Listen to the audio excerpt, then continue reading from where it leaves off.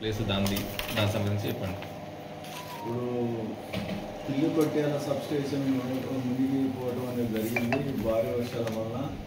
దాన్ని గవర్నమెంట్ మన సీఎం గారు పర్యవేక్షణలో ఎక్కడ దాన్ని షిఫ్ట్ చేయాలనేది చెప్పడం జరిగింది. దానికి సంబంధించిన మన జిల్లా కలెక్టర్ గారు దానికి సంబంధించిన స్థలం కూడా కేటాయించడం జరిగింది.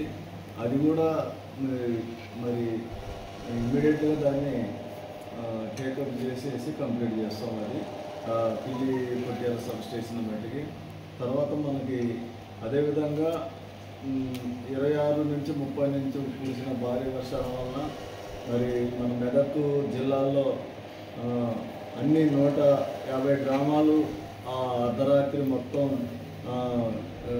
అంటే జలమయం అయిపోయి సప్లై లేక ఉండటం వల్ల మరి మా విద్యుత్ మొత్తం సిబ్బంది టోటల్ సిబ్బంది మరి ఏకమై మరి అన్ని గ్రామాలకి ఇమ్మీడియట్గా ఆ రోజు తెల్లారి 27వ తారీఖు మట్టికి మన 105 గ్రామాలకు ఇమ్మీడియట్గా సప్లై ఇవ్వడం జరిగింది.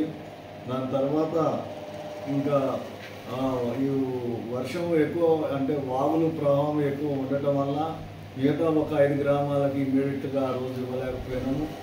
మరుసటి రోజున ఆ 5 గ్రామాలకు కూడా సింగిల్ ఫేజ్ సప్లై పునరుద్ధరణ చేయటం అనేది జరిగింది.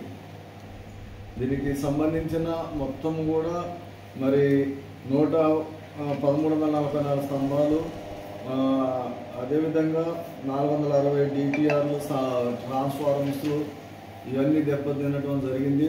అదేవిధంగా 9 అంటే పెద్ద లైన్లు 33 కేవీ లైన్లు దెబ్బతినడం జరిగింది. వాటినన్నిటిని కూడా ఇప్పుడు పునరుద్ధరించడం అనేది చేసినాము.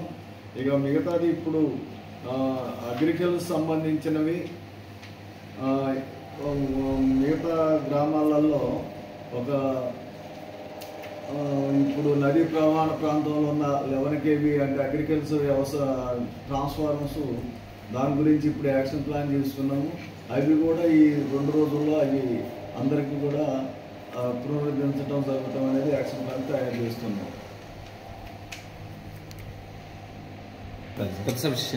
మన పిల్లికోట ఎక్కడ ఈ సప్లై పునరుద్ధరణలో ముఖ్యంగా టీజీఎస్పీ డివిజన్ సీఎం గారి పర్యవేక్షణలో పని చేయడం అనేది జరిగింది. ప్రాబ్లం సాల్వ్ చాలా అవుతుంది. ఎందుకంటే చెట్లు ఉన్నాయి, వర్షం అంటే చిన్న గాలి కానీ కలుగుతుంది. ఇది కూడా అంటే